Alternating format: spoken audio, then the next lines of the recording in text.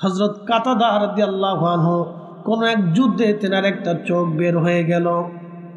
শত্রুর আঘাতে, শত্রুর বর্ষার আঘাতে চোখে আঘাত লাগার কারণে একটা চোখ তেনার বের হয়ে রগের সাথে ঝুলে রইল। সেই চোখখানা হাতে করে ধরে নিয়ে আল্লাহর নবীর সামনে যা বলেন, ইয়া রাসূলুল্লাহ, আমার চোখটা বের হয়ে গেছে, চোখে যদি না দেখি যুদ্ধ করা যাবে না। নবী গো, আমার চোখ বের হয়ে গেছে। আল্লাহর নবী পবিত্র হাতখানা দিয়ে চোখের মধ্যে চোখখানা বসাই দিয়ে আল্লাহর নবী থুতু নিক্ষেপ করলেন। সাথে সাথে চোখ এত সুন্দর হয়ে গেল, এত চমৎকার চোখ হয়ে গেল, মনে হলো কখনো তার চোখে কখনো আঘাত লাগে নাই। একবার জোরে বলা যাবে আল্লাহু আকবার। সে আরো 20-30 বছর পৃথিবীতে বেঁচে ছিল। মারহাবা বলবেন। সে আরো 20-30 বছর পৃথিবীতে বেঁচে ছিল। আরো 20-30 বছর পৃথিবীতে সে বেঁচে ছিল। আরো 20-30 বছর পৃথিবীতে বেঁচে ছিল। আল্লাহর নবী তার চোখ লাগিয়ে দিলেন, চোখে থুতু নিক্ষেপ করলেন, চোখ ভালো হয়ে গেল। আরেক সাহাবীর হাত কেটে গেল। প্রিয় নবীর কাছে হাতখানা ধরে নিয়ে বলেন, ইয়া রাসূলুল্লাহ, আমার হাত কেটে গেছে, এই হাত যদি না থেকে যুদ্ধ করব কেমনে? আল্লাহর নবী তার হাতখানা হাতের স্থানে বসাই দিয়ে থুতু নিক্ষেপ করলেন। সাথে সাথে আমার রব, আমার আল্লাহ হাতের জোড়া লাগাই দিলেন। মনে হলো আগের চেয়েও হাত অনেক ভালো, শক্তিশালী। একবার জোরে বলা যাবে কি মারহাবা। কি মনে হয় বিশ্বাস হয় না আপনাদের? না, বেশি বেশি কঠিন লাগতেছে আপনাদের কাছে নাকি? তো যদি বেশি কঠিন লাগে তো শাহজালাল রহমতুল্লাহ জায়নামাজ পানির উপর বিছাই দিয়া কেমনে নামাজ পড়লো? জায়নামাজ বিছাই দিয়ে কেমনে নদী পার হলো? কি কথা কর না কেন? খাজা বাবা আজমিরি রহিমাহুল্লাহ পুরো আনার সাগরের পানি একটা লুটার ভিতরে কিভাবে আনলো? লক্ষ লক্ষ মানুষ তো সাক্ষী। কি করে সম্ভব হলো? হযরত ওমর রাদিয়াল্লাহু আনহু ফরাত নীল নদের কাছে একটা চিঠি পাঠাইলেন। নীল নদে তখনকার দিনে জোয়ার আসতো না, তো তখন নীল নদে মিশরের মানুষের একটা ধর্মবিশ্বাস ছিল যে কোনো কুমারী সুন্দরী নারীকে নিয়ে নীল নদের পারে জবাই দিলে তার রক্ত নীল নদের ভিতরে গেলে সেই নীল নদে জোয়ার আসতো। এটা ছিল তাদের বিশ্বাস। এই বিশ্বাসে নীল নদের পারে হাজার হাজার কুমারী যুবতী নারীর জীবন চলে গেল। ইসি, কেউ অমানবিক, কেউ অমানবিক একটা বিশ্বাস মানুষের। আহা, এই মিথ্যা ধর্ম বিশ্বাসে লক্ষ লক্ষ নারীর জীবন চলে গেল হাজার হাজার বছর। ইসলাম আসলো। আমর ইবনুল আস মিশর দখল করল। তো মিশর দখল করার পরে মিশরে তিনি রুলস জারি করলেন, এখন থেকে ইসলামের আইন মিশরে চলবে। তো ঠিক তাই, নীল নদের জোয়ার আনার জন্য মিশরীরা ঘনঘটা করে গান বাদ্য বাজাইয়া ঢোল ডগর পিটাইয়া খুব আনন্দ উল্লাসে কুমারী মেয়েটাকে নিয়ে যাচ্ছে জবাই দিবে আজ। আচ্ছা বলেন তো মেয়েটার হালত কি?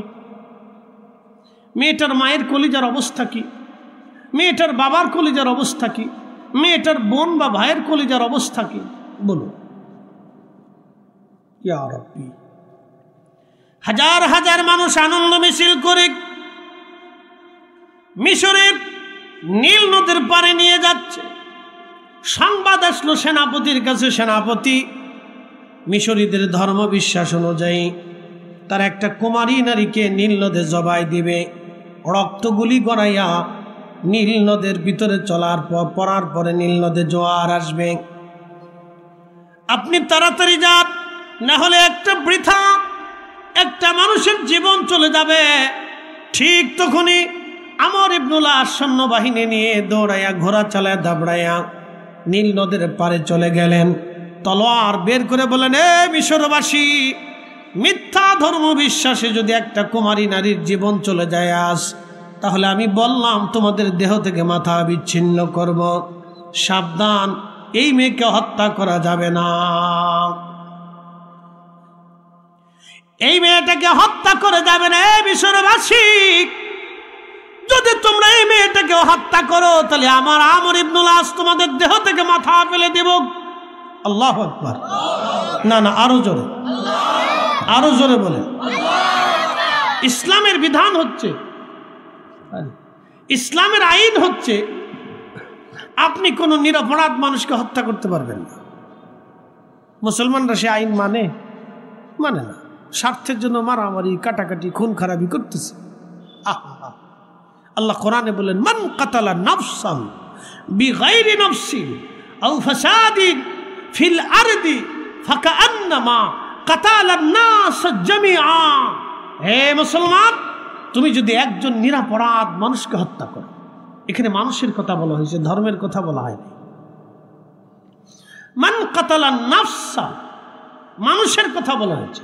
সে হিন্দু, বৌদ্ধ, খ্রিস্টান, শিখ, ইয়াহুদি, নাসারা, জৈন, মাজুসি, যে ধর্মেরই হোক, নাস্তিক, মুসলমান, শুধু মানুষ, যে কোনো একজন নিরপরাধ মানুষকে তুমি হত্যা করছো, তাহলে শোনো, তাম পৃথিবীর মানুষ মানলে যেই অপরাধ, একজন নিরপরাধ মানুষকে মেরে ফেললে সেই অপরাধ হবে। যে মারবে সে জাহান্নামে। একসাথে বলেন কি? জোরে বলেন, আরো জোরে বলেন, সে জাহান্নামে। অথচ খুন খারাপি প্রতিনিয়ত চলতেছে। বাংলাদেশের রিপোর্টে দেখা যায় প্রত্যেক দিনই একটা খুন হয়। ইসি, এদেশের মানুষকে কেমনে বুঝাইতাম বলেন তো? সিঙ্গারে নিয়ে মারামারি হয়, কি কথা কন না কেন? কিতা নিয়ে মারামারি হয়? সিঙ্গারা নিয়ে মারামারি হয়। বিয়ে বাড়িতে মারামারি হয়। বলে বিয়ে বাড়িতে কি নিয়ে মারামারি হয়? বলে আত্মীয় আসছে, খাবার একটু কম পড়লে ঝগড়া শুরু, ঝগড়া থেকে পিটাপিটি শুরু, বিয়ে পর্যন্ত ভেঙে যায়। কথা ঠিক আছে না? আচ্ছা, খাবার নিয়ে মারামারি করে কিসে বলেন তো? কুকুরে। জোরে বলেন, জোরে জোরে। তাহলে আমরা এখনো পর্যন্ত কুকুরের এই চরিত্র ছাড়তে পারি না, তো মানুষ হইলাম কেন? কথা খারাপ বেশি ভাই? আপনি মুসলমান তো আরো ঊর্ধ্বের জিনিস। মুসলমানের কোলে সব ধর্মের মানুষ এতটা নিরাপদ যেমন মায়ের কোলে সন্তান নিরাপদ। এটা মনে রাখবেন। এই হলো মুসলমানের নীতি। মুসলমানের বাড়িতে, মুসলমানের ঘরে, মুসলমানের কাছে সমস্ত মানব জাতি এরকম নিরাপদ থাকবে যেরকম করে একজন মায়ের কোলে সন্তান নিরাপদ থাকে। এটা হলো মুসলমান। এটা কি? জোরে বলেন, এটা কি? এটা মুসলমান। একে মুসলমান বলে। ইনি মুসলমান। প্রিয় উপস্থিতি, মনোযোগ দিবেন। খাবার নিয়ে বিয়ে বাড়িতে মারামারি, তাও কি একটা গোস্ত হয়তো কম পড়ছে, আর না হয় তরকারি দেওয়া দেরি হয়েছে। কথা ঠিক আছে না? এটা নিয়ে মারামারি, বাপরে বাপ, পিটে পিটি মারামারি, কত মারামারি যে বিয়ে বাড়িতে হয় তার হিসাব নেই। কত বিয়ে ভেঙে গেল, কত সংসার নষ্ট হলো, কত মেয়ের জীবন নষ্ট হলো, কত ছেলের জীবন নষ্ট হয়ে গেল, কত আত্মীয়তা বিচ্ছিন্ন হলো শুধু খাবার নিয়ে মারামারি। তর্ক বিতর্ক করে মারামারি হয়। মারামারি কিন্তু বড় কাজে মারামারি লাগে না, ছোট কাজ নিয়ে মারামারি শুরু হয়। আমার ফরিদপুরে দেখলাম সিঙ্গারা নিয়ে মারামারি শুরু হলো। সিঙ্গারার দাম কত? 10 টাকা নয় 5 টাকা। 10 টাকা সিঙ্গারা নিয়ে যখন মারামারি হলো, দুইজনের মারামারি হয়। এই মারামারিতে সারা শহরে মারামারি চলল। যে যারে পিড়া পারে হে আরে পিড়ায়, কি এর লাগে মারে কেউ জানে না।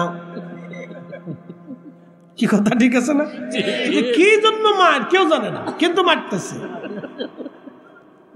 শয়তানে লেলটা হয়ে নাচে আর মানব জাতিরে ভেজাই দিছি যা, কাজে ভেজাই দিছি যা। কি মানুষ আপনি চিন্তা করেন, এর আশরাফুল মাখলুক, সৃষ্টির সেরা জীব। কি কথা কর না কেন? আমরা সৃষ্টির সেরা জীব, সেরা জীব, সৃষ্টির সেরা জীব। আমরা মানুষ সিঙ্গারি নিয়ে মারামারি করি, বিয়ে বাড়িতে মারামারি করি, সামান্য বিষয় নিয়ে মারামারি করি। এরপরে মারামারি 2 গ্রাম মিলে সরাই গেল। কে কারে পিঠে, কি জন্য পিঠে, কেউ জানে না। কেউ জানে না যে ঘটনা কি, কেউ জানে না, কিন্তু পিঠে পিঠে চলতেছে। হ্যাঁ, মানুষ। আমি নাম দিছি মানুষ, এটা মাঙ্গুস। কুত্তার মধ্যে 3টে গুণ আছে, কুকুরের মধ্যে কয়টা গুণ আছে? 3টা।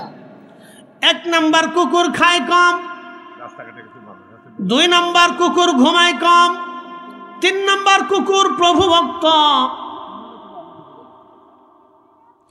1 নাম্বার খায় কম, 2 নাম্বার ঘুমায় কম, 3 নাম্বার কুকুর প্রভু ভক্ত।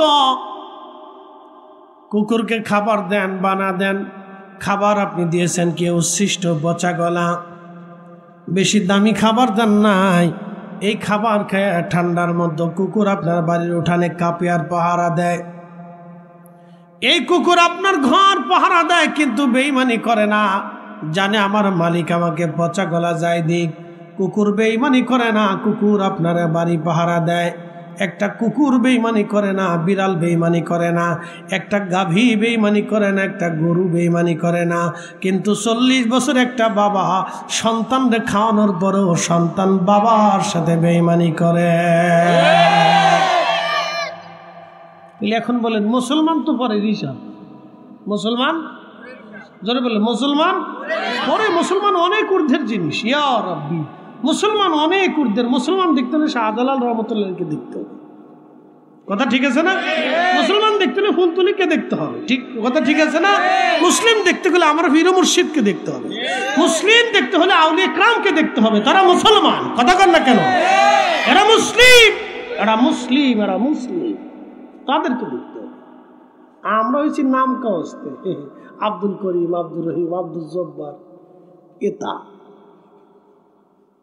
শুরুতে খুবই মনোযোগ দিয়ে শুনবেন, ভালো করে বুঝবেন।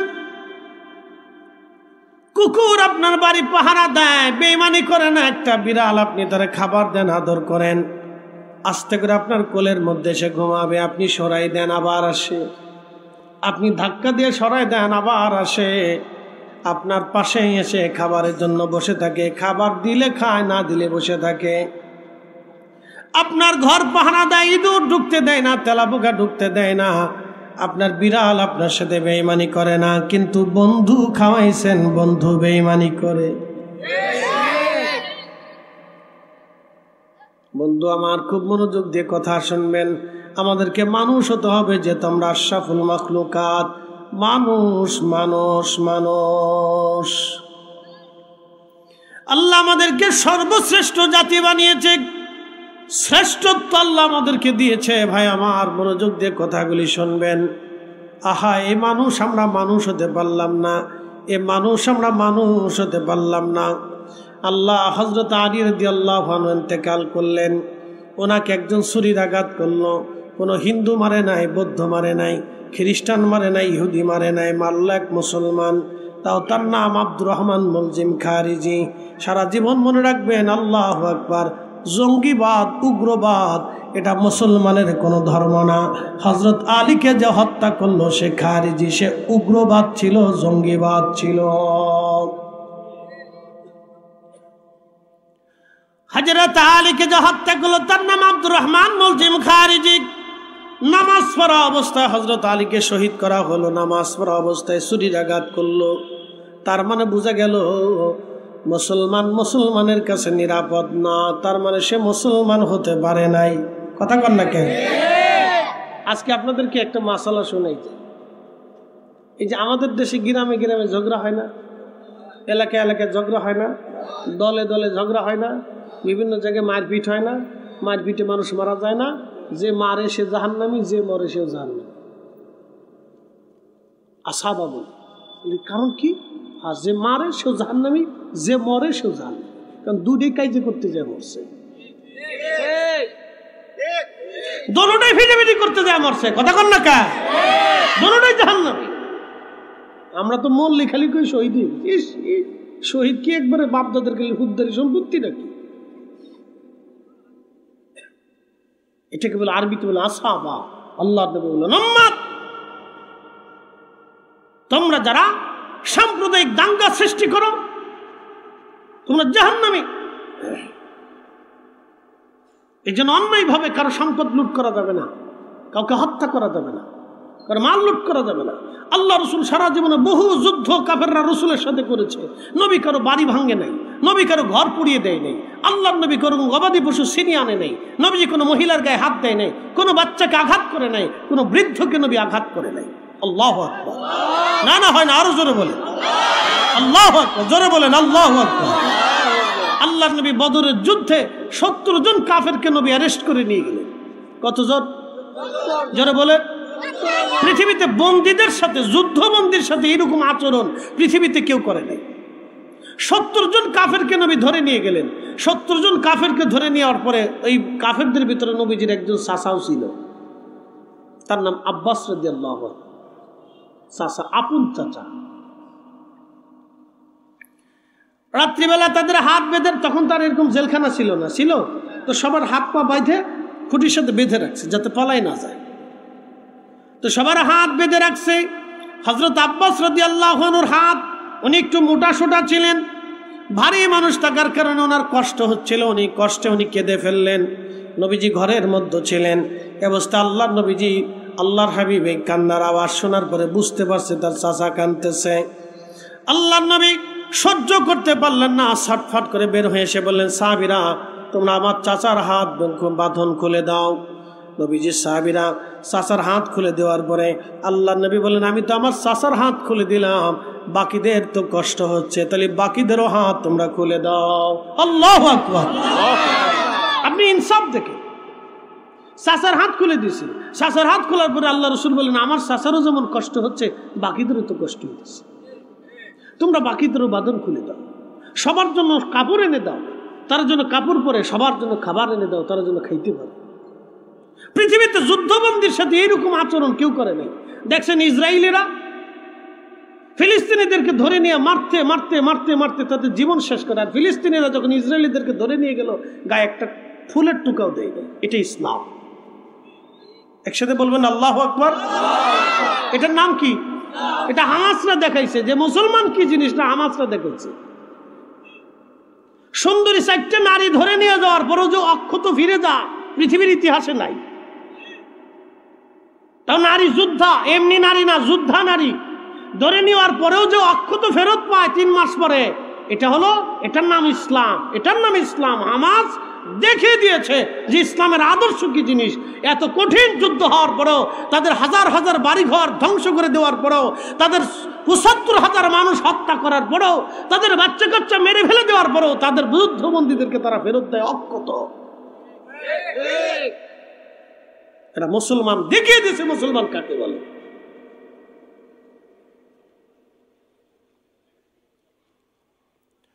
প্রিয় উপস্থিতি হাজিরিন, বন্ধু আমার খুব মনোযোগ দিয়ে কথাগুলি শুনবেন।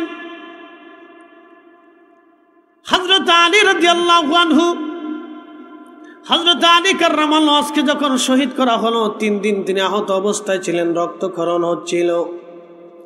ঘটনা আমি আপনাদেরকে শোনাইলাম। হযরত আলীকে, যিনি নবীজির জামাতা হাসান হুসাইনের বাবা, হযরত ফাতিমাতুজ জাহরা রাদিয়াল্লাহু আনহার স্বামী।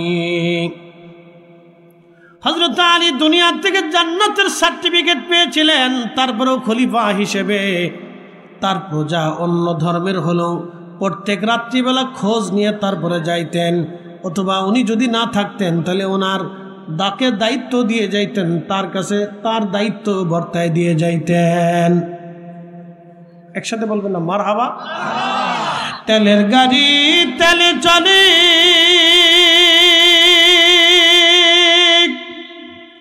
হাওয়ার গাড়ি হাওয়ায় উড়ে, বিনা তেলে চালাই গাড়ি নবী সুলাইমান, আমরা সেই মুসলমান। কথা ঠিক কিনা? আমার পীর মুর্শিদের দরবারে হিন্দু যায়, হুজুর তাদেরকে খাইতে বসতে জায়গা আলাদা ব্যবস্থা করে দিচ্ছে। গেলে হুজুর আদর করতে, বসতে দিতেন, তাদের অনুযোগ অভিযোগ দুঃখ বেদনা হুজুর শুনতেন, পরামর্শ দিতেন। তাদের জন্য আলাদা খাইতে বসার জন্য জায়গা করে দিতেন। সেই জায়গাও আছে, এখনো আছে, মানুষ যায়। অনেক আলেম বা বুঝতো না বুঝতো ফতোয়া দিত, গরু হিন্দুর বাড়ি হিন্দু যায়। বুঝতে পারছেন? আমার পীরের তো হিন্দু, হিন্দুরা যা, এই জন্য হিন্দুর বাড়ি হিন্দু যায়। এটা কি মুসলমানের কথা? হ্যাঁ, এটা কি ধর্মের কথা? এটা কি কোরআনের কথা? এটা কি রসুলের আদর্শের কথা? হতেই পারে না। হযরত আলীর জিন্দেগি মিথ্যা, আমার রসুলের জিন্দেগি মিথ্যা। পৃথিবীতে সুফিদের কাছে, আউলিয়া কেরামদের কাছে সব ধর্মের মানুষ নিরাপদ। কথা কন না কে? সুফিদের কাছে, আউলিয়া কেরামগণের কাছে পৃথিবীতে সব ধর্মের মানুষ নিরাপদ ছিল। কোন ধর্মের মানুষ কষ্ট পায় না। ইসুফিরা এইভাবে পৃথিবীতে ইসলাম প্রতিষ্ঠিত করেছেন, মানুষের মাঝে কালেমার দাওয়াত প্রচার করে গেছেন, মানুষের মাঝে দিন জীবন ব্যবস্থা দিয়ে গেছেন। আল্লাহ আমাদেরকে আউলিয়া ইকরামের পথে কবুল করুন, সকলে জোরে বলেন আমিন। প্রিয় উপস্থিতি, খুব মনোযোগ দিবেন। আমি এবার মূলে চলে যাই। আল্লামা ইমাম আবুল ফারাজ ইবনুল জাওজি রাহিমাহুল্লাহ তার কিতাবের মধ্যে লেখেন, সেনাপতি আমর ইবনুল আস বলল, হে মিশরবাসী, তোমরা নিরপরাধ মানুষটাকে হত্যা করতে পারবা না, জীবন্ত কবর দিতে পারবা না, জীবন্ত হত্যা করতে পারবা না, তার গলায় ছুরি চালাইতে পারবা না, ভ্রান্ত বিশ্বাস এখানে হতে দেব না। কোন নিরপরাধ মানুষ মরতে পারবে না, মুসলিমদের সীমানার ভিতরে কোন নিরপরাধ মানুষ মরতে পারে না। তখন মিশরবাসী ডাক দিয়ে বলে, সেনাপতি ঠিক আছে মানলাম, কিন্তু আমরা মানুষ জবাই দেওয়ার পরে নীল নদে জোয়ার আসে, যদি তোমরা জোয়ার এনে দিতে পারো তাহলে আমরা আর কোনোদিন মানুষ হত্যা করব না। জোরে জোরে জোরে চ্যালেঞ্জ হলো না? অনেক বড় চ্যালেঞ্জ। এই আমার দিকে দেখেন, অনেক বড় চ্যালেঞ্জ। দেখুন এই চ্যালেঞ্জকে গ্রহণ করবে। আমি পারবো, আপনি পারবেন, আপনারা পারবেন? নদীর উপরে জায়নামাজ বিছাইতে পারবেন? আমি পারবো? পারবো না। এই যোগ্যতা আমাদের। সেনাপতি আমর ইবনুল আস হতভম্ব হয়ে গেলেন। এখন কি করবেন তিনি বললেন, আচ্ছা ঠিক আছে, আমার তো একজন আমির আছে, মুসলমানের রাষ্ট্রপ্রধান আছে, আমি রাষ্ট্রপ্রধানের কাছে চিঠি পাঠাবো, তিনি যেই সমাধান দেয় সে সমাধান আসার পরে তোমাদেরকে সমাধান দেব, কিন্তু তার আগে তোমরা মেয়ে হত্যা করতে পারবা না, কুমারী নারী জবাই দিতে পারবা না। মিশরবাসী রাজি হয়ে গেল। মিশরবাসী রাজি হয়ে যাওয়ার পরে হযরত সেনাপতি আমর ইবনুল আস চিঠি লিখলেন হযরত ওমর রাদিয়াল্লাহু আনহুর কাছে, ইয়া আমিরাল মুমিনিন, খলিফাতুল মুসলিমিন, মিশরের প্রথা অনুযায়ী, ধর্ম বিশ্বাস অনুযায়ী তারা একটা কুমারী নারীকে হত্যা করে। এই কুমারী নারী রক্তগুলি গড়ায় গড়ায় গড়ায় গড়ায়া গড়ায়া গড়ায়া পানির মধ্যে যায় পড়ে। পানির মধ্যে যায় পড়ার পরে নীল নদের মধ্যে জোয়ার আসে। আমিরুল মুমিনিন, এখন আমি তাদেরকে বাধা দিলাম, তারা এই মেয়েটাকে হত্যা করতে পারবে না, আমি নিষেধাজ্ঞা দিলাম, কিন্তু তাদের দাবি হলো যদি নীল নদের জোয়ার আসে তাহলে আর কোনোদিন তারা নারী হত্যা করবে না। এখন আমি কি করব? আপনার বাকি চিঠির অপেক্ষায় আছি।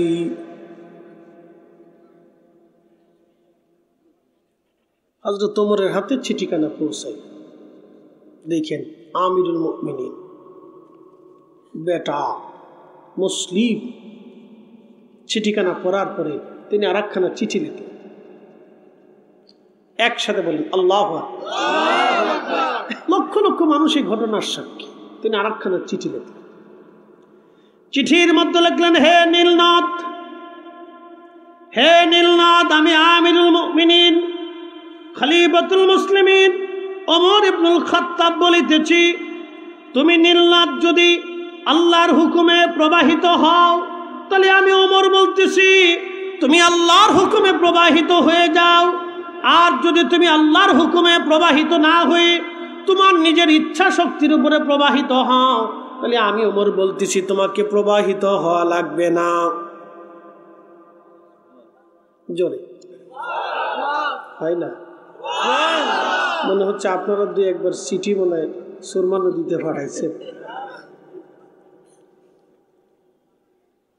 একসাথে বলেন আল্লাহ।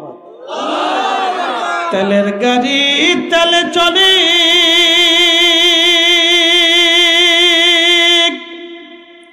হাওয়ার গাড়ি হাওয়ায় উড়ে, বিনা তেলে চালাই গাড়ি নবী সুলাইমান, আমরা সেই মুসলমান, সেই মুসলিম, কিন্তু আমাদের শক্তি হারাই ফেলছি। কথা ঠিক আছে না? খালি বেজাল আর বেজাল, ফরমালিন চার হযরত ওমর রাদিয়াল্লাহু আনহু চিঠিখানা লিখলেন। চিঠিখানা লেখার পরে এই চিঠিখানা বার্তাবাহকের হাতে দিয়ে বলেন, বার্তাবাহক চিঠিখানা নিয়ে সেনাপতি আমর ইবনুল আসের হাতে দিয়ে বলবেন, খলিফার হুকুম হলো চিঠিখানা নিয়ে নীল নদের মধ্যে ছেড়ে দেওয়া, বাকি চিন্তা কারো করা লাগবে না। আল্লাহু আকবার, আল্লাহু আকবার, ওয়ালিল্লাহিল হামদু, বিসমিল্লাহির রাহমানির রাহিম। ইন্নাল্লাযীনা আমানু ওয়া আমিলুস সালিহাতি উলাইকা হুম খায়রুল বারিয়া। নিশ্চয় ইমানে আমলে ইমানে আমলে ইমানে আমলে ইমানে আমলে ইমানে আমলে যারা পাকা, সৃষ্টির মধ্যে তারা সেরা, সৃষ্টির মধ্যে তারা সেরা, সৃষ্টির মধ্যে তারা সেরা। আল্লামা ডক্টর ইকবাল রহিমাহুল্লাহ লিখলেন, কে ওয়াফা তূনে মোহাম্মদ সে তু হম थे रहे, ये जान चीज ही किया लौह कलम थे रहे, के वफा तूने मोहम्मद से तू हम थे रहे, ये जान चीज ही किया लौह कलम थे रहे। আল্লাহর নবী আশিক হযরতে ডক্টর ইকবাল রহিমাহুল্লাহ তিনি বলতেছিলেন, আমার নবীর ওয়াফাদার যদি গোলাম হতে পারো, কুল মাখলুক লৌহ কলম আল্লাহ তোমার দিকে ঝুঁকায় দিবে, ঝুঁকায় দিবে, ঝুঁকায় দিবে। আল্লাহর ওলি যখন আল্লাহ কোন ওলিকে পছন্দ করে, আমার আল্লাহ তখন জিব্রাইলকে ডাক দিয়ে বলে, জিব্রাইল আমি অমুক ব্যক্তিকে ভালোবাসি, তুমি তাকে ভালোবাসো। জিব্রাইল ভালোবাসে, জিব্রাইল এসে তার সাথে মুসাফা করে, কিন্তু আপনি দেখেন না। ও বন্ধু খুব মনোযোগ দেন। আল্লাহ বলেন, জিব্রাইল তামাম আসমানবাসীদের মধ্যে সংবাদ দাও, তামাম আসমানের সংবাদ দাও, আমার আসমানবাসীরা যেন তাকে ভালোবাসে। তখন ফেরেশতারা আসমান থেকে দোয়া করতে থাকে। আবার জিব্রাইলকে আল্লাহ বলেন, জিব্রাইল তামাম মাখলুকের মধ্যে প্রচার করে দাও, আমি তাকে ভালোবাসি। তখন তামাম মাখলুকদের প্রচার হয়ে যায়, এই ব্যক্তিকে আমার আল্লাহ ভালোবাসে, তোমরাও তাকে ভালোবাসো। যার কারণে হযরতে শাহজালাল ইয়ামানি নদীর উপরে জায়নামাজ বিছাইলেন, পানিতে জায়নামাজ ডুবাইল না, কারণ পানি শাহজালালকে ভালোবাসে। খাজা বাবা আজমেরি রহমাতুল্লাহ আলাইহি আনা সাগরের পানি লুটার মধ্যে নিয়ে আসলেন, কারণ আনা সাগর তার কথা শুনতে বাধ্য। হযরতে বাইজিদ বুস্তামি রহমাতুল্লাহ আলাইহি তার প্রতিবেশী আগুনের পূজারী শামাউনের আগুনের মধ্যে হাত দিয়ে বসে রইলেন। আগুন জ্বলে কিন্তু বাইজিদ জ্বলে না, কারণ আগুন বাইজিদের বাধ্য। আস্তে আস্তে বলেন, জোরে বলেন, জোরে জোরে। আজকে একটা প্রসিদ্ধ ঘটনা শুনে দেখেন, যুগে যুগে মুসলমান কত কঠিন কঠিন চ্যালেঞ্জ গ্রহণ করছে। আজকে একটা প্রসিদ্ধ ঘটনা শুনে। পৃথিবীর একজন ওলি ছিলেন আবু মুসলিম আল খাউলানি। আবু মুসলিম আল খাউলানি তিনি শ্রেষ্ঠতম ওলির একজন, কিবারুত তাবিঈন। মিশর থেকে রওনা দিয়ে তিনি ইসলাম গ্রহণের জন্য আসতেছিলেন, কিন্তু ইতিমধ্যে আল্লাহর নবী ইন্তেকাল করেছেন। প্রিয় নবীকে দেখার সৌভাগ্য আবু মুসলিমের হলো না। তিনি হযরত আলী আবু বকর সিদ্দিক রাদিয়াল্লাহু আনহুর হাতে এসে কালেমা পড়লেন। তো মুসলমান হওয়ার পরে আবু বকর সিদ্দিক বলেন, আবু মুসলিম আপনি ইয়ামান দেশে কালেমার দাওয়াতে চলে যান। তো তখনকার দাওয়াত তো খুব দুর্ভিত্ত এবং কঠিন ছিল। এখন তো আমি আপনাদের মধ্যে যত সহজভাবে দাওয়াত পৌঁছাচ্ছি তত সহজ ছিল, অনেক বড় কঠিন ছিল। হযরত আবু মুসলিম আল খাওলামি ইয়ামান চলে গেলেন। ঘুরে ঘুরে মানুষদেরকে সত্যের দাওয়াত দেন, ঘুরে ঘুরে মানুষদেরকে সত্যের দাওয়াত দেন। এদিকে ভণ্ড নবীদের উদ্ভব হয়ে গেল। হযরত আবু বকর সিদ্দিক মুসাইলামতুল কাজ্জাবের মতো বিরাট বড় ভণ্ড, তার 40,000 বাহিনীর বিরুদ্ধে হযরত আবু বকর সিদ্দিক মাত্র 15,000 সাহাবী পাঠাইলেন। সারা দুনিয়াতে ভণ্ড নবীর উদ্ভব সারা আরবে। আবু বকর সিদ্দিক জায়গায় জায়গায় সামর্থ্য অনুযায়ী সৈন্যবাহিনী পাঠায় তাদের দমনের চেষ্টা করলেন, দমনও করলেন, কিন্তু ইয়ামান দেশে কোনো সৈন্য পাঠাইতে পারলেন না। ইয়ামান দেশের যে ভণ্ড নবী, মিথ্যা নবী দাবিদার, সে মাথাচাড়া দিয়ে উঠে তার অর্থনৈতিক প্রভাবের কারণে সারা ইয়ামানে সে প্রভাব বিস্তার করল। হাজার হাজার লোক তার অনুসারী হয়ে গেল। হযরত আবু মুসলিম আল খাওলামি চিন্তায় পড়ে গেলেন, আমি এদেরকে কি করে দমন করব? আমার তো কোনো সৈন্য নাই, শক্তি নাই, অর্থনৈতিক শক্তি নাই, রাষ্ট্রীয় ক্ষমতা নাই, কি করব আমি? ইতিমধ্যে তারা এসে আবু মুসলিম আল খাওলামিকে ধরে নিয়ে গেল।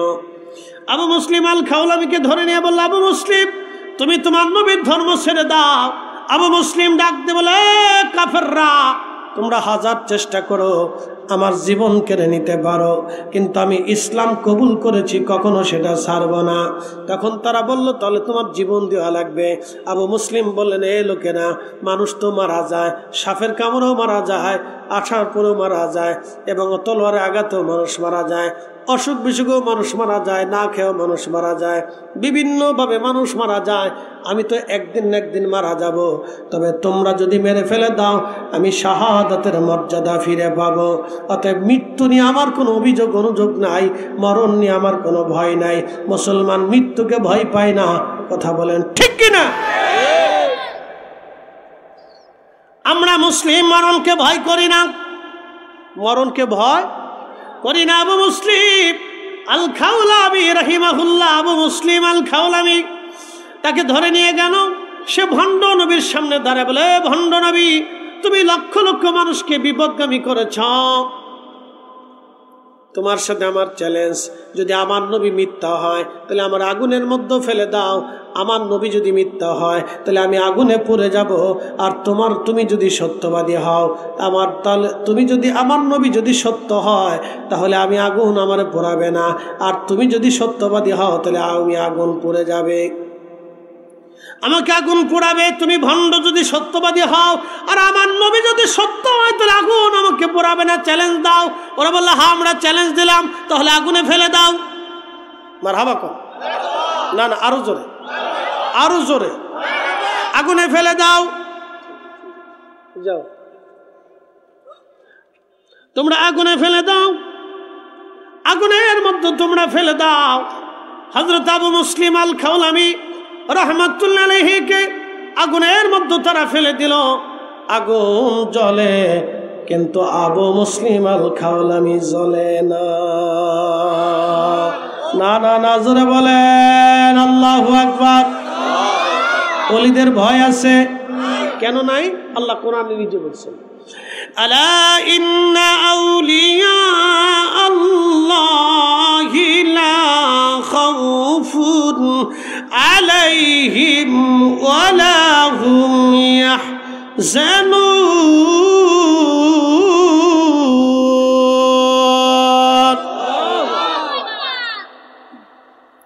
রব্বুল আলামিন বললেন, সাবধান সাবধান, আমার ওলি যারা, তাদের কোনো চিন্তা নাই, তাদের কোনো ভয় নাই, তারা ভয়ও পাবে না, চিন্তাগ্রস্ত হবে না, তারা ভয়ও পাবে না, তারা চিন্তাগ্রস্ত হবে না, ভয়ও পাবে না, চিন্তাগ্রস্ত হবে না। আল্লাহর ওলিরা কোনো কাজে ভয় করতেন না, তারা চিন্তাগ্রস্ত হতেন না। আগামীকাল কি খাবে সে চিন্তাও তাদের মাথায় ছিল না, যার কারণে হাজার হাজার মাইল পথ অতিক্রম করে কালেমার দাওয়াত তারা দিয়ে গেছেন, খাবারের চিন্তা তারা করে নাই। কথা কোন ঠিক কিনা? এটা ওলি। আবু মুসলিম আগুন জ্বলে, আবু মুসলিম জ্বলে না। লক্ষ লক্ষ মানুষ এটার সাক্ষী। প্রসিদ্ধ ঘটনা ইসলামের ভিতরে, তারিখের কিতাবে, শত শত তারিখের কিতাবে তার জীবনের ঘটনা আসছে। একসাথে বলবেন আল্লাহু আকবার। শত শত তারিখের কিতাবে, তারিখ হচ্ছেন ইতিহাসের কিতাবে, তার জীবনের ঘটনা আসছে। বলেন আগুন জ্বলে, আবু মুসলিম জ্বলে না। একসাথে বলবেন মারহাবা। এখন প্রশ্ন, আগুনের ভিতরে কি অক্সিজেন থাকে? জোরে বলেন, আগুনের ভিতরে কি অক্সিজেন থাকে? না। আগুন জ্বালিয়ে পুড়িয়ে ভস্ম করে দেয়, সের ভিতরে অক্সিজেন থাকে না। তাহলে আবু মুসলিম ঘন্টার পর ঘন্টা আগুনের ভিতরে কিভাবে রইল? রাখছে কে? আগুন বানাইছে কে? আবু মুসলিম রে অলি বানাইছে কে? তাহলে আল্লাহ নিরাপত্তাকে আমরা দিব না আল্লাহ দিবে? আল্লাহ যেটা কোরআনে বলছে আল্লাহর ওয়াদা ঠিক আছে কিনা, বাস্তবে পরিণত হয়েছে কিনা, এখন আপনি বিশ্বাস করলেও ওকে, না করলেও ওকে। কেন? এটা বিশ্বাসের ব্যাপার। কথা ঠিক আছে না ভাই? এটা কিসের ব্যাপার? বিশ্বাসের ব্যাপার। পৃথিবী বিশ্বাসের উপর প্রতিষ্ঠিত। তা না হলে বাবা সন্তান বিশ্বাস করতো না, সন্তান বাবাকে বিশ্বাস করতো না। মা সন্তানকে বিশ্বাস করে, নতুবা সন্তানের গলা টিপে মা মেরে ফেলে দিত। নাহলে পৃথিবীর কোনো নারী সন্তানই নিত না। বিশ্বাসের উপর পৃথিবী চলে। আপনারা বিশ্বাস করে আমাকে দাওয়াত দিয়েছেন, জানেন হুজুর আসবে। কথা ঠিক আছে না ভাই? আমি যদি না আসতাম কি করতেন? কিচ্ছু করার ছিল না। পরে আসলে হয়তো আশেপাশে কোথাও আসলে আপনারা কয়েকজন মিলে যায় এই তো রাগারাগি করতেন, শেষ। কথা ঠিক আছে না? বিশ্বাস, যারা বলেন কি বিশ্বাস। আমিও আপনাদের কাছে বিশ্বাস নিয়ে আসছি। কথা ঠিক আছে না? আমিও কিন্তু কি নিয়ে আসছি? বিশ্বাস নিয়ে আসছি। যাহা আমার যারা দাওয়াত দিচ্ছে তারা আমার সাথে অন্যায় করবে না, আমাকে সমাদর করবে, যেহেতু তারা আমাকে দাওয়াত দিচ্ছে। আমি জোর করে আসিনি। বিশ্বাস, যারা বলে এটা কি বিশ্বাস। একজন লোক দোকানে থেকে বাকি দেয় না, কিসের কারণে দেয়? জোরে বলে। যদি বিশ্বাস পৃথিবীতে না থাকতো দিত না। এই বিশ্বাসকে যারা ভঙ্গ করে তারা মানুষ না, তারা মুনাফিক। কথা বলে ঠিক কি না? বিশ্বাসকে যারা ভঙ্গ করে তারা মুনাফিক। বিশ্বাস আল্লাহ আছে, বিশ্বাস আছে, না হলে চোখের আলো কিভাবে আসলো? যদি আল্লাহ না থাকে তাহলে নিয়ম মতো টাইম টু টাইম শীত কিভাবে আসে? এই যে এখন শীত চলতেছে, এখন যদি আপনারা হাজার চেষ্টা করেও গরম আনতে পারবেন? শীতের সময় শীত আসবে। গরমের সময় যদি কোটি কোটি মানুষ চেষ্টা করেন, গরম আনতে পারবেন? বাংলাদেশে পারমাণবিক বোমা মারলেও গরমের দিনে শীত আসবে না, আর শীতের দিনে গরম আসবে না। কথা কর না কেন? ঠিক কিনা? দেয় কে? 6টা ঋতু আমরা বানাইছি না আল্লাহ দিছে? বর্ষাকালে বৃষ্টি কে দেয়? আল্লাহ দেয়। আমাদের চা লাগে না, তেমনি আল্লাহ দেয়। এই একই পানির ভিতরে শত কোয়ালিটির মাছ কে দিল? আমরা পারছি? বাংলাদেশ সরকার কোনোদিন মাছের খাবার দিছে? প্রজনের জন্য কি তারা বাংলাদেশ সরকারে কি বীজ বপন করছে? না না, আল্লাহ দিছে। কোটি কোটি মাছ আল্লাহ দিচ্ছে। আপনার প্রতিনিয়ত বাজার থেকে কিনে কিনে খাচ্ছেন। কত রসের, কত মজার মজার মাছ। সিলেটে আসলে বাবা কা মজার মাছ খাওয়া যাবে। খুব মনোযোগ দিবেন প্রিয় বন্ধু আমার, বুঝার চেষ্টা করেন হাজিরিন। আল্লাহ আমাদের বুঝার তৌফিক দান করুন, বলেন আমিন। এই বৃষ্টি আল্লাহ টাইম টু টাইম দিলেন, গরমও টাইম টু টাইম আসবে, আমের গাছের ফলও টাইম মতো আসবে। কি কথা কর না কেন? জাম গাছের ফলটাও টাইম মতো আসবে, কাঁঠাল গাছের ফলটাও টাইম মতো আসবে। আল্লাহ যখন দিবে তখনই আসবে। হাজার চেষ্টা করলে 1 মাস আগে আপনি আম আনাইতে পারবেন না। বলেন সৃষ্টি কি আমাদের আইনে চলে না আল্লাহর আইনে? আল্লাহর আইনে। জোরে বলেন আল্লাহু আকবার। কার আইনে? আল্লাহর আইনে চলে। আমার দিকে তাকা। এই কাঠে কাঠে ঘষণ দিলে কি আগুন আসবে? আগুন কি এখন দেখা যায়? কিন্তু এখানে এই ম্যাচ লাইট, গ্যাস লাইট জ্বালা দিলে আগুন আসবে। তাহলে আগুন কি ছিল? অদৃশ্য। এখন কি হলো? দৃশ্য হলো। শুধু দৃশ্য হয় নাই, সে জ্বালিয়ে পুড়িয়ে দিল। এখানেই আগুন আছে, কিন্তু আমি ধরতে পারতেছি না। যদি লোহায় লোহায় ঘর্ষণ করে তা আগুন বের হয়ে আসবে, কিন্তু আগুন এখানেই আছে, আমি দেখতেছি না। তাহলে আগুন আপনি লুকানো আছে, আগুন দেখেন না, তো আল্লাহ দেখতেছেন কেন? আপনার ভিতরে যে রুহু আছে, আপনি জীবনে তাকে কোনোদিন দেখেন নাই। এই চোখ দিয়ে আপনি রুহু দেখেন নাই, তো রুহুটাই দেখতে পারলেন না, তো আল্লাহ কি করে দেখতে চান? আচ্ছা, এখন আরো প্রশ্ন করি। রুহু যখন বের হয়, রুহু যে চলে যায়, এটা তো সত্য। কি কথা কর না কেন? রুহু যায় না দেহ যায়? তো রুহু যে বের হয়ে গেল, বের হয়ে যাওয়ার পরে মানুষের ডেড বডি পড়ে রইল, তো বের হয়ে যে গেছে, এটা সত্য না? আচ্ছা, কেউ তো একজন তাকে নিয়ে গেছে, কথা ঠিক আছে না? তো কে নিল? আজরাইল নিল, তার নাম হচ্ছে মালাকুল মউত। কোরআনে বলছে কুল ইন্নাল মাউতাল্লাযী তাফিরুনা মিনহু ফাইন্নাহু মুলাকীকুম।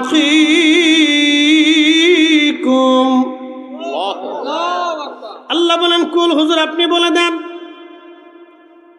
মানুষ মৃত্যু থেকে পালায়, মরণ থেকে পালায়, মরণ থেকে পালায়। সবাই বাঁচতে চায় কিন্তু বাঁচবে? হ্যাঁ, আমার বয়স 40। ছোটবেলায় আমি সুন্দর ছিলাম, দেখতে বড় চমৎকার, আমার জিহ্বা সুন্দর, কান সুন্দর, নাক সুন্দর, চেহারা সুন্দর। যত দিন যায় আমি তত তত দুর্বল হচ্ছি, যত দিন যাবে তত দুর্বল। এখন 4টা-5টাও মাহফিল করি, সারা রাত্রে 8 ঘন্টাও আমি ওয়াজ করতে পারি, এক দ্বারায় 5 ঘন্টাও আমি কথা বলতে পারি, কিন্তু বাকি 10 বছর পরে 1.5 ঘন্টা কথা বলতে আমার জান শেষ হয়ে যাবে। তাহলে আমাদের বয়স, আমাদের শক্তি কি আমাদের হাতে? কি আপনি জোয়ান কালে, ছোটকালে অনেক সুন্দর ছিলেন, গাতুম কুতুম ছিলেন, সবাই আপনার কোলে নিত, আদর করতো, সোমা দিত, ছোট্টখাট্টো ছিল, হ্যাঁ, পুষ্ট ছিল, গাতুম কুতুম ছিল, চেহারার বাহু বোঝা যায় আর কি, খুব সুন্দর ছিল। বাবা মা আদর করতে, চাচা ভাতিজা সব তারা আদর করতো, কুতুম গাতুম ছিল, দৌড়ায় দৌড়ায় খেলাধুলা করতো, সবাই মজা পেত। হ্যাঁ, এখন ধীরে ধীরে বড়া হয়ে গেছে, চুলদারি পাকেই গেছে, আর কিছুদিন পরে গেলে আরো দুর্বল হবে। তাহলে উনার বয়স কি উনার হাতে? আপনার হাতে আপনার বয়স? হ্যাঁ, আপনার হাতে আপনার বয়স? কারো হাতে কারো বয়স আছে? যদি আমার হাতে আমার থাকতো তাহলে আমার চশমা লাগতো না। তাহলে কার হাতে? আল্লাহর হাতে। তাহলে রুহ কে নিয়ে যাবে? আল্লাহ বলেন মানুষ মরণ থেকে পালা, কিন্তু হুজুর আপনি বলে দেন পালাইতে পারবে না, আসতেই হবে। আমরা আবার ফিরে যাব। আল্লাহ বললেন ওয়া ইন্না ইলাইহি রাজিউন। আমরা বলি আমরা আবার আল্লাহর কাছে ফিরে যাব। মনোযোগ দেন, আমাদের এই পৃথিবীতে গত হয়ে গেছে কোটি কোটি মানুষ, মারা গেছে। এই মানুষগুলি কি হলো? মাটির সাথে মিশে গেছে। আমাদের সনাতনী ভাইরা মানুষদেরকে পুড়িয়ে ফেলে, ঠিক আছে না, তাদের ধর্মের নীতি অনুযায়ী। তো পোড়ানোর পরে এই মানুষটা কি হয়ে যায়? কয়লা হয়ে যায়, অথবা ছাই হয়ে যায়, বা ভস্ম হয়ে যায়। কিন্তু সেটা তারপরও কি হয়? মাটির ভিতরে অবশিষ্টগুলি মাটিতে অথবা পানিতে কি করে? ফেলে দেয়, তাদের ধর্ম রীতিনীতি অনুযায়ী। আমরা কি করি? কবরস্থ করি। খ্রিস্টানরা কি করে? কবরস্থ করে। ইয়াহুদিরা কি করে? কবরস্থ করে। এবং আনুষঙ্গিক অন্য ধর্মের তারা অনেকেই কবরস্থ করে, অনেকেই পুড়িয়ে দেয়। তো মনোযোগ দিবেন, আমাদের বডি পোড়ায়, কিন্তু রুহ কি পোড়াইতে পারি?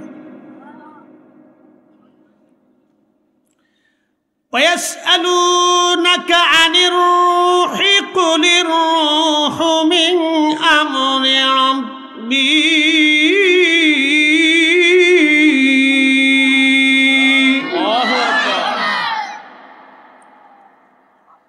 প্রিয় নবীজির কাছে মক্কার কুফাররা এসে, বিধর্মীরা এসে জিজ্ঞেস করলো, নবী রুহু কি বলেন তো?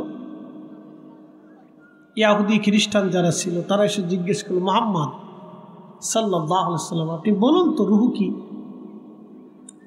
তখন আল্লাহর নবী বসে আছেন, আল্লাহর আসমান থেকে ওহী আসলো, সংবাদ আসলো, নবীজির কলব মোবারক আল্লাহ সংবাদ পাঠাইলেন, হুজুর ওয়াসআলুনাকা আনির রূহ, মানুষেরা বলে রুহু কি, আপনাকে জিজ্ঞাসা করে। তা আপনি বলেন কুলির রূহ, আপনি বলে দেন রূহ মিন আমরি রব্বি, আমার রবের হুকুম, আমার রবের আদেশ, সে আদেশে এসেছে, আদেশে চলে যাবে। বলেন তো পৃথিবীতে কোটি কোটি মানুষ গত হয়ে গেছে, মারা গেছে, দেহ মারা যায় না রুহু চলে যায়? রুহু চলে যায়, রুহু কিন্তু মরে না, তার পরিবর্তন হয়। যেমন রুহের জগতে ছিলাম, সেখান থেকে আল্লাহ মায়ের রেহেমে নিয়ে আসলেন। একসাথে বলবেন আল্লাহু আকবার। রুহু এবং দেহ যদি এক হইতো, রুহু এবং দেহ যদি এক হইতো, রুহু এবং দেহ যদি এক হতো, তাহলে পৃথিবী ভিন্ন দিকে প্রবাহিত হতো। রুহ এবং দেহ এক না, এটা ভিন্ন জিনিস। যদি রুহ এবং দেহ এক হতো তাহলে রুহের সাথে দেহ চলে যেত। কথা ঠিক আছে না? রুহের সাথে দেহ কি হতো? চলে যেত। কিন্তু রুহ আলাদা, দেহ আলাদা। এই দেহের ভিতরে আল্লাহ রুহ প্রবেশ করাইল কতদিনে? মায়ের পেটের ভিতরে 120 দিনের মাথায়। 120 দিন। বলে এই কথা কে বলছে? এই কথা আল্লাহ রসুল বলছে। আরো কে বলছে? আমার আল্লাহ বলছে। وَبَدَأَ خَلْقَ الْإِنسَانِ مِنْ طِينٍ।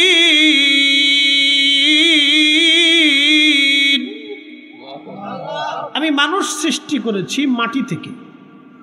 কি থেকে? শুধু মাটি থেকে সূচনা করেছি, কিন্তু আরো 3টে পদার্থ আছে: আগুন, পানি, মাটি, বাতাস। বাতাস, আগুন শরীরের তাপমাত্রা 0 পয়েন্ট আসলে মানুষ শেষ। পানি শূন্যত হয়ে গেলে বাঁচানো সম্ভব না। মাটি 4টে পদার্থ। 4 রঙের মশলা দিয়া যে কইরাছে তোর গঠন, 4 রঙের মশলা দিয়া আগুন, পানি, মাটি, বাতাস একই যোগে করিয়া প্রকাশ। ওহ দেখিলি না তুই কইরা তালাশ, কোন জায়গা সে মহাজন। 4 রঙের মশলা দিয়া যে কইরাছি তোর গঠন, 4 রঙের মশলা দিয়া।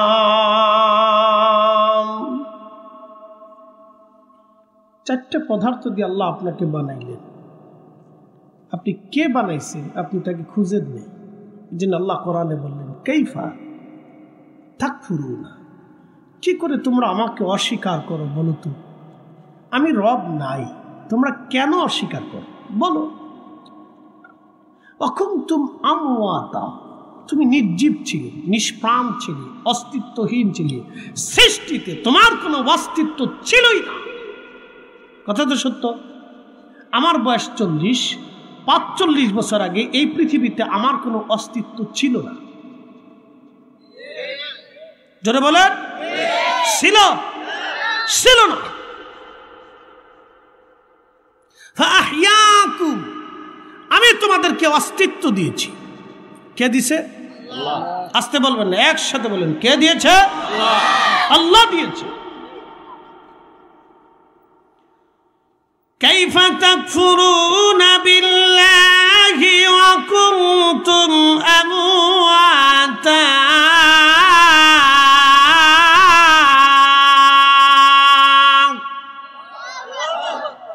আল্লাহর কথা কত পরিষ্কার, একটু দেখেন। ফাআহইয়াকুম, তোমাকে আমি জীবন দিছি। সুম্মা ইউমিতুকুম, আবার তোমার মৃত্যু দিয়ে দেব। একসাথে বললেন আল্লাহু আকবার। কথা কত পরিষ্কার দেখছেন? কার কথা? আল্লাহ। রব্বুল আলামিন বললেন, হে বান্দা, তুমি নির্জীব ছিলে, নিষ্প্রাণ ছিলে, দেহহীন ছিলে, তুমি কিছুই ছিলে না। আমি তোমাকে অস্তিত্ব দিলাম। ফাহিয়াকুম, জীবন দিলাম। আমি তোমার জীবন দিলাম। নবীজি বলেন, আমার উম্মতেরা শোনো, সুম্মা জাআলা নাসলাহু মিন সুলালাতিন মিন মাইন মাহিন। একজন পুরুষ এবং একজন নারীর শরীর থেকে নির্গত নির্যাস একটা পানি থেকে আমি তোমাদের বংশের বিস্তার করলাম। আমি আল্লাহ। তোমরা আমাকে কি করে অস্বীকার করো? আমাকে তোমরা কি করে অস্বীকার করো যে আমি রব নাই? আমি রবের বিধানকে তোমরা কি করে অস্বীকার করো? তুমি কেন নামাজে আসো না? তুমি কেন রোজা মানো না? তুমি কেন হজ মানো না? যাকাত মানো না? হালাল হারাম মানো না? ও বান্দা তুমি বলো কে তোমাকে অস্বীকার করাইলো? ইয়া আইয়ুহাল ইনসান, হে মানব জাতি, আল্লাহ বলেন হে মানুষেরা, হে মানব জাতি, মা গর্রাকা বিরাব্বিকাল কারীম, বলো কে তোমাকে আমি আল্লাহ থেকে জুদা করে দিল? হে মানব জাতি তুমি বলো কে তোমাকে আমি আল্লাহ থেকে জুদা করে দিল? কে তোমাকে আমি আল্লাহ থেকে জুদা করলো? বলো আল্লাযী খালাকাকা, যিনি তোমাকে সৃষ্টি করলেন, ফাসাওয়াকা, তোমাকে সুবিন্যস্ত করলেন, ফাআদালাক, এবং তোমাকে সুঠাম করলেন, শক্তিশালী করলেন। আচ্ছা বলেন তো চোখের পাওয়ারটা কে দিয়েছে?